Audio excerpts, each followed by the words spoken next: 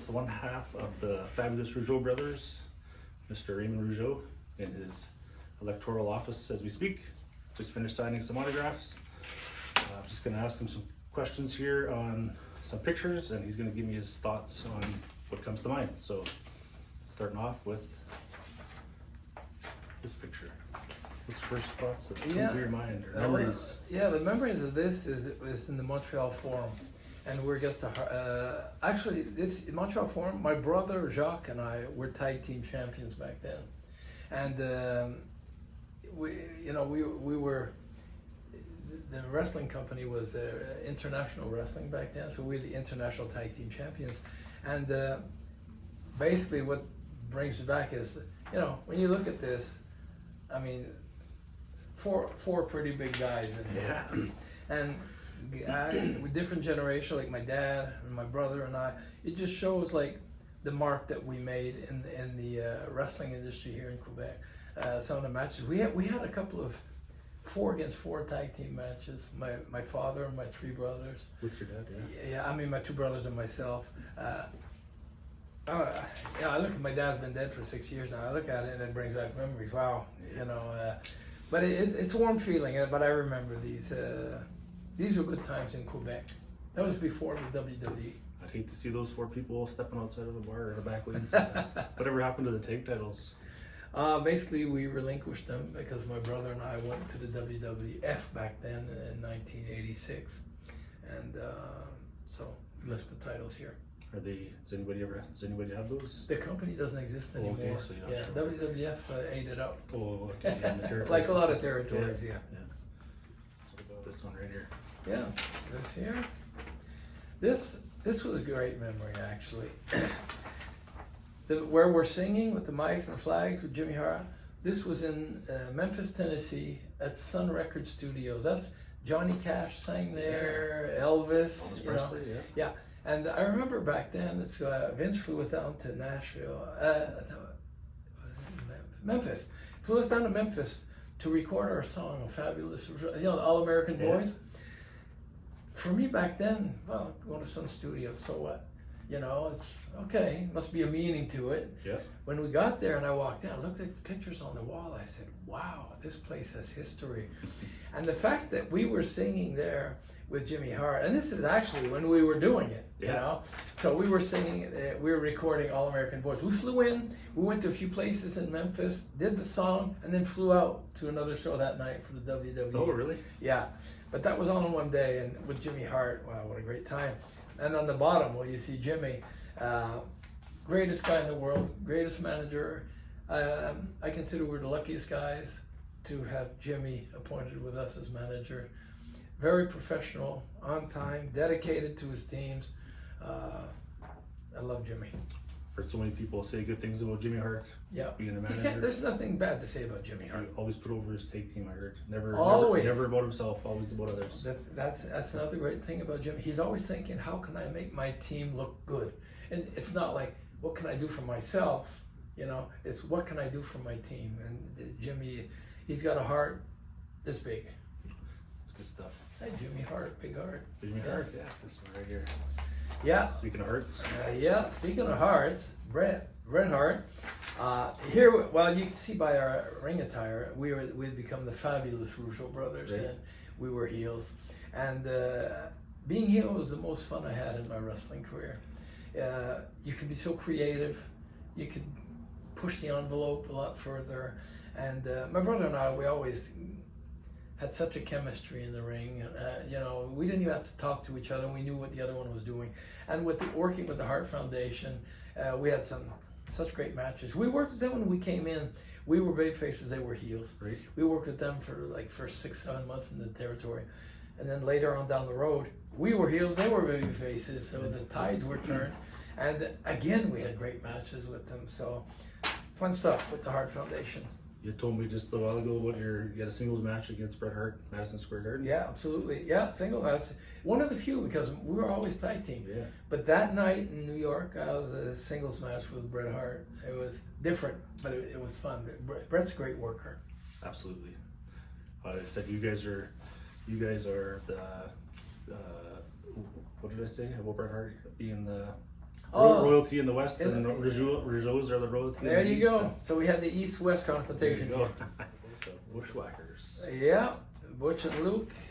The Bushwhackers, that reminds me about, you know, and I don't want to be bad about this or not. It's not being bad, but it's not the style of wrestling that I prefer doing. We adapted our styles with whoever we worked with, but working with the Bushwhackers, for them, it was a lot more comical stuff, and you know, they had the gimmick, so you had to work around their gimmick and their personalities. But you know, everybody has their own thing. Some people are more showmen, some are more technical wrestlers. Me, I was more of a technical wrestler, more of pure wrestler. Right. So to work with them, it was kind of against my style or against my natural style, but I adapted. But at the same time, they were two great guys also. Yeah. Very, very nice guys, Butch and Lou. And at the same time, you know, that was their gimmick. You know, we were booked together, so we, you know, we worked the best we could with their styles. But at the same time, like I said, my preference, I'd much rather wrestle the Hart Foundation for more pure wrestling style. But they were good workers, and they were easy to work with. With your technical wrestling abilities, I would have loved to have seen you wrestle against Bret Hart. As a singles, Yeah, would have been fantastic. Yeah. Okay. British Bulldogs. Yeah, British Bulldogs. Well, and this match here, the one where I got Dynamite there, that was SummerSlam 1988 at Madison Square Garden. Okay. Yeah, that was the first SummerSlam ever, and they opened the show with us. They wanted to start it off with a bang, and this was in Madison Square Garden. British Bulldogs, for me, one of the best tag teams that the business has seen. Unfortunately, the personality is not. I had no problem with Davey Boy. Right. It was Dynamite, and I think you've heard all the stories, heard all the and a lot of stories, them. yeah. And I'm not here to berate them or something like that. But in a way, it's a shame, Right. because they had everything to be possibly one of the best teams in history, and everything dwindled and their lives fell apart and stuff. But for me, I have a great memory of that match at SummerSlam. There was one of the producers, WWE. He had told me after the show, he says, "God, that match you guys had," he says, "for me, one of the best matches I've ever seen." That's awesome. That was for him. I said, "Thank you," and it was a very good match. Yeah. Killer Bees. Yeah. Also, two excellent wrestlers, different styles than Bulldogs and the other, and that's what was fun back then. Everybody had their own style. You know, sometimes nowadays you look and a lot of styles look similar. Back then, everybody had a very distinct style and a distinct personality. They were an excellent team. I don't think they got the push that they had hoped for and that they were promised. I don't think. I agree. Yeah. I've heard that lots from. I've talked to Jim Runzel himself. And Yeah. So I think Super underrated. there were promises that were made, and I don't think that were kept. And, you know, who knows? That was the business. Sometimes promoters say things, and then it just kind of doesn't work out that way. But they were both nice guys, and we had good matches with them. Actually, when we were turning heel, we were big faces. They used to book us against the Killer Bees. We'd work baby face, but then once in a while they'd get the little upper hand on us, and we'd do half of a cheap shot, but not too much. Because they want us turning heel overnight. It was over a 3-month period. So we just a little easy way out, and we started to get a little booze, you know. And say, what? You know? Yeah. So, but with them it was, you know, when you think, what does that remind you of? It was our transition from the Rougeau brothers to the fabulous Rougeau brothers. That's good that you didn't push it right off there, that you guys didn't switch instantly, because sometimes it just Over happens 3 overnight. months. But 3 months is, over 3 months. doesn't happen as much anymore. Who has the better drop kick, do you think, between Jim Runzel. Jim and your brother? Oh, that's pretty close. Jacques has a good one. If you Oh, ever I watch it. know. That's what I said. I wouldn't say Jim is a better one than my brother's. My brother has a good one. It would be a good toss-up. I think it would be too. I think it would be. Just talked about this while we were here, but we got two. Yeah. It's boxing match I did 1996 against Owen Hart at the Bell Center in Montreal. the old Montreal Forum had closed. It was the first WWE show at the, actually it was the Molson Center back then. Yeah. Now it's the Bell Center. The reason for that, I'd been retired for over 6 years, and I retired 5 months before my son was born. But I was doing the commentating and interviews with the WWE. So he was watching the wrestling. He's seen me interview Razor Ramon, Undertaker, Hulk Hogan, and you know, Yokozuna, and all those guys. And at one point, my son would see tapes of me when I was wrestling. And he said, "Dad, am I ever going to see you in the ring one time?" And I said, "I never know. Maybe one day." I thought it would go away, but it never did. And at one point, I figured, well, I want to do that one time. It's something I want to, you know, when you get older, you want to leave something behind. You know, I wanted my son to live the experience, to see me in the ring, to be there, but I didn't have the motivation to come back and do a wrestling match because for me, my career was done. Yeah. And I always liked boxing. My dad was a Golden Gloves champion. He taught me how to box when I was young. And I told Vince I'd like to come back, do one more match. And he said, okay. And I said, I'd like to do a boxing match. And he said, why? I explained why. And because I got in tremendous shape for that match. I worked out, I started training in February for my boxing match in August.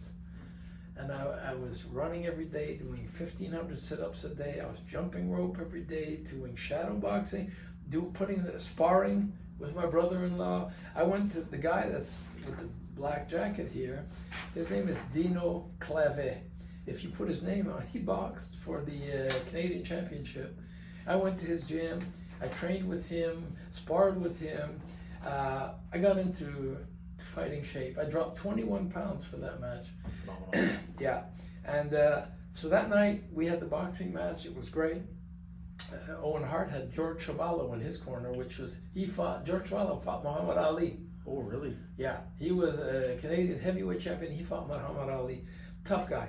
He was in Owen Hart's corner. And so we had the match. At the end I won, and my son was at ringside. I had him brought up, and that's where I took him in my arm. And, you know, he had his hand raised like with me, you know. That was the moment I wanted to give for him. That picture, Says it all. I have it laminated at home. And, you know, when I'm not here anymore, he's going to have that. That was the moment I wanted to give to him. The smile says it all in that picture right there. Yeah. When you transition from in the ring to pretty much instantly to color Yeah, actually, yeah, with Jean Richard. He was my co-French commentator, and actually, you know, when I ended my wrestling career, I was in Bakersfield, California, my last night. The next morning, I was in New York, actually in Stamford in studios, doing my first play-by-play show. Oh, yeah. So I took the red eye from LA to New York, went into the studio and recorded the first show. So basically, my retirement lasted about 8 hours. 8 hours. But actually, Vince wanted to keep me in the business, and he wanted to keep me with the company. And he offered. I said I didn't want to be on the road anymore. I didn't want to wrestle anymore. He said, "How would you, you know? How about you do commentating?" I said, "I don't know. I've never done that before. I've never had training for it." You'll do fine. Gave me a mic. Here you go. Do interviews. I'm glad. I mean, he saw something in me that I didn't even see in me, and you know, I think I did a damn good job too. I think I did too. Yeah. And I was there for 17 years. You don't stay 17 years as commentator with the WWE if you're not doing a good job. No. And the show that I was doing was airing every week in France on one of the big stations there, Canal Plus. And so I had to adapt my French for an international French, because if you know, Quebec has its well, you have English in Canada, English in the UK. The same thing with the French here and the French in France. So I had to adapt the terminology to where it could become international. There were some terms that I could use here for the French, but not in Europe, and vice versa. So I navigated in between for years and years. And Jean, we had auditions in New York, you know, because I needed a new co-commentator with me. And he was the one that I chose over many others. The chemistry was just there. He wasn't knowledgeable in wrestling, but he learned very quickly, and he was very good. And I've had 3 careers in my life. I was a wrestler for 18 and a half years. commentator for 17 years, and now I've been in politics for 22. Some at the same time, otherwise I'd be 100 years old. What was the, did you guys do the heel babyface commentary? Yeah, he was the heel, I was was- the babyface, okay, yeah. that makes sense. Yeah. You never ever seen the French commentator get the table smashed out in front of them? Oh, we got our table smashed But many it was times. it always seemed to be the Spanish guy. Yeah, no, we got ours smashed many times. It was either, the running gag was, is it the French or the Spanish today? Oh, yeah. Yeah. This was 1996, 97, around there. Speaking of your political, Oh, my third career. your third career. There Yeah, you go. basically this is actually 2021, just after I got elected mayor, and that was my complete team of councillors.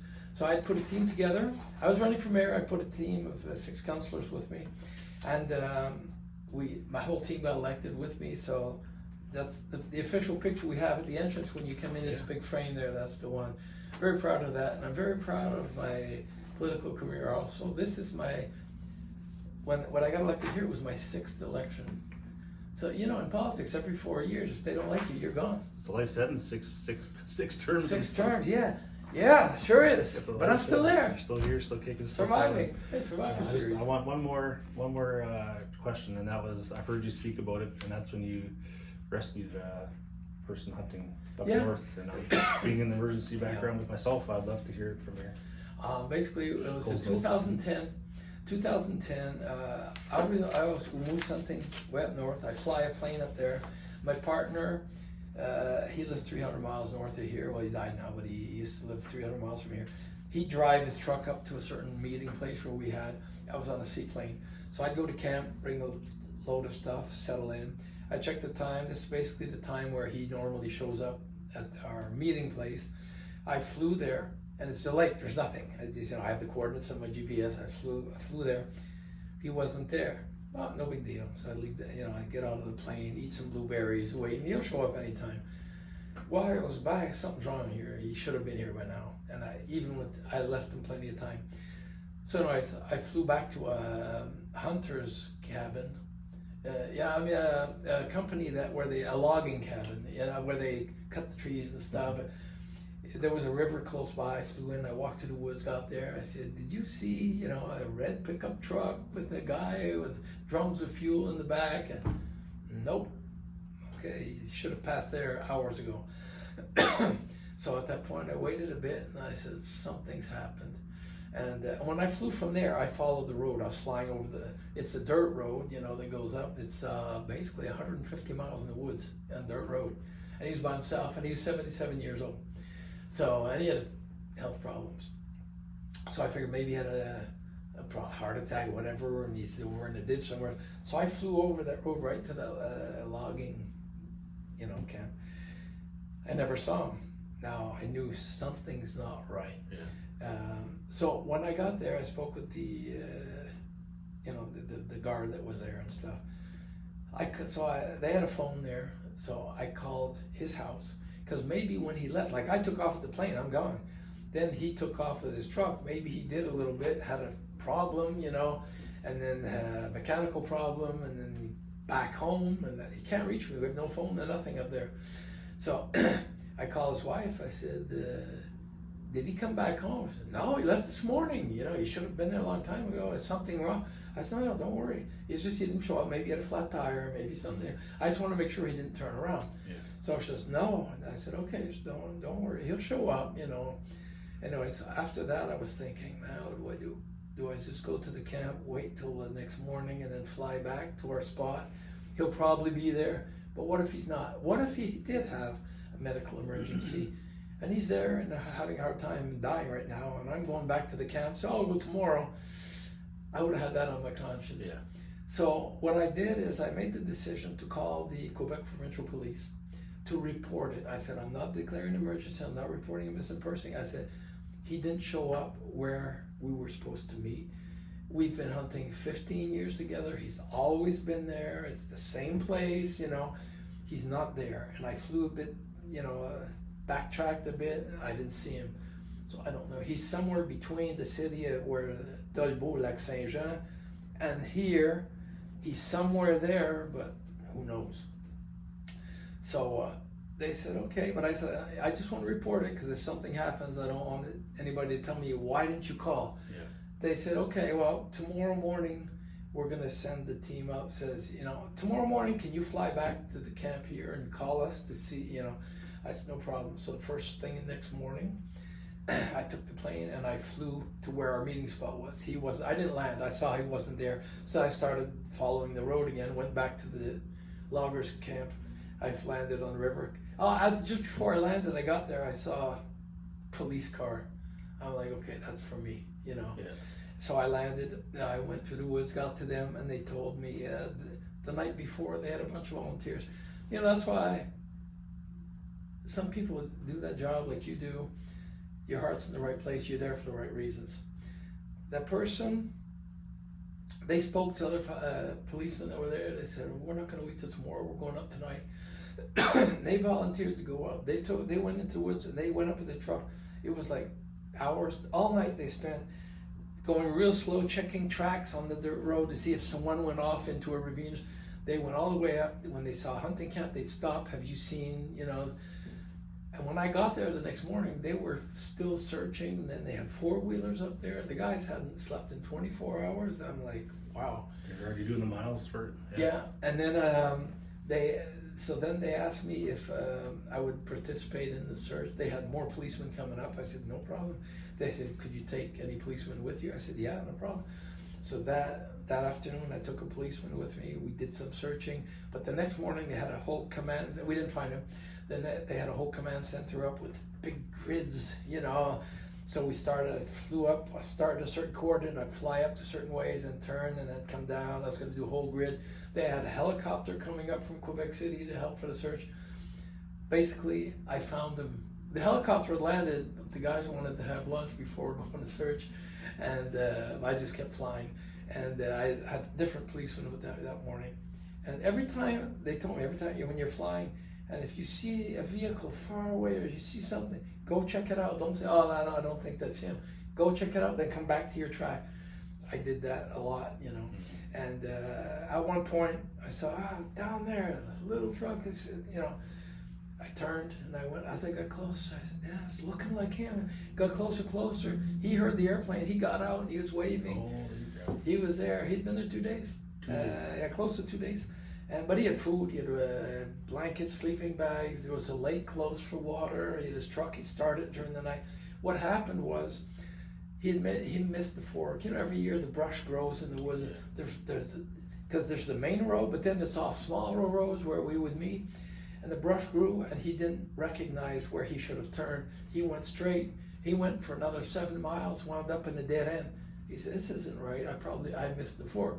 He went to turn, and the studs on his wheel broke, fell on the ground. The 5 studs holding the wheel broke, fell on the ground. He can't go anywhere from there. So he stayed there, and he says, when we got there, there was a lake not far away. I landed, and it's funny because the policeman was with me. When we saw him, and I circled, and I batted the wings, I was flying low. And so he knew, and he knew the plane, and I knew his truck. So I landed. The policeman got tears in his eyes. Really? Because we saw him, he's alive, he's there, and that touched me. It's like, wow, I was happy.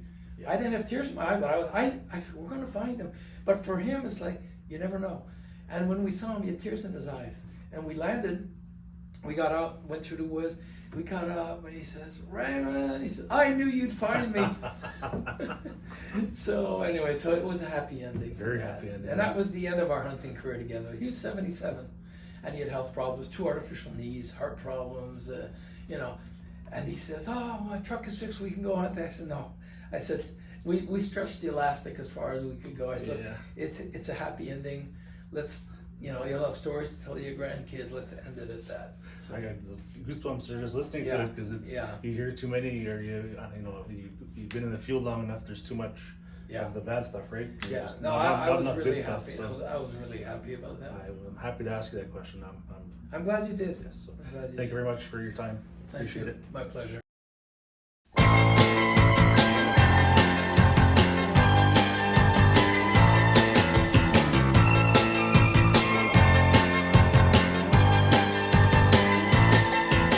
From Montreal to Memphis, parlez-vous français?